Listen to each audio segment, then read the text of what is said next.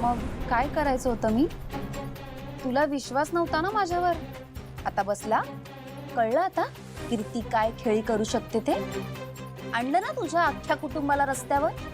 अगं पण घर माझ्या नावावर करून देणार होतीस ना आणि मलाच फसवलंस. अगं कारण मला माझा फायदा जास्त महत्वाचा वाटला ना, जो जगदीशने करून दिला. हे सगळं तुला भारी पडणार आहे कीर्ती. ए कीर्ती अशा धमक्यांना भीक घालत नसते हं? करेक्ट. आणि हिचं नाव काय? विसरलास तू? दिव्या.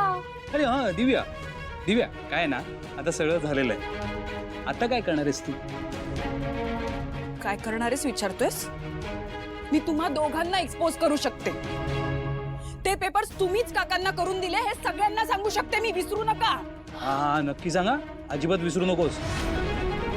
कीर्ती कळतंय का? ते पेपर्स जगदीशला तू दिलेस. हे पण कीर्ती ते पेपर्स तुला कोणी दिले? कोणी दिले? कोणी दिले? हिनीच तर दिले. आणि कीर्ती ती म्हणे ना स्वतःच्या पायावर धोंडा मारून घ्यायचा, तो धोंडा ना हिनी स्वतःच्या पायावर मारून घेतलाय. म्हणजे काय हिनी स्वतःच्याच आजीला, आईला आणि स्वतःलाच रस्त्यावर आणलंय. आणि सुहास, जर हे सगळे पराक्रम आणि आधीचे पण पराक्रम घरच्यांना कळले तर हिनेच हिच्या काका बरोबर मिळून हे सगळं प्लॅन केलंय यावर विश्वास बसेल ना सगळ्यांचा? म्हणजे मग तेव्हा ही काय करेल?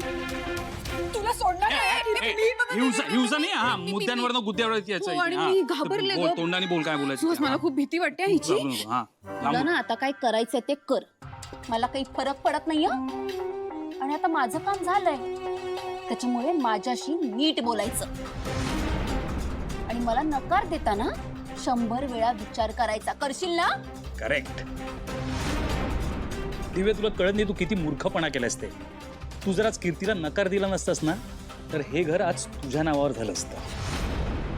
पण आता आलीस ना रस्त्यावर, आता फिरशील घर घर घर करत. कीर्ती तुला माहिती नाहीये मी काय काय करू शकते ते. माझ्या वाकड्यात जाऊ नकोस आणि तुलाही घर हे विसरू नकोस.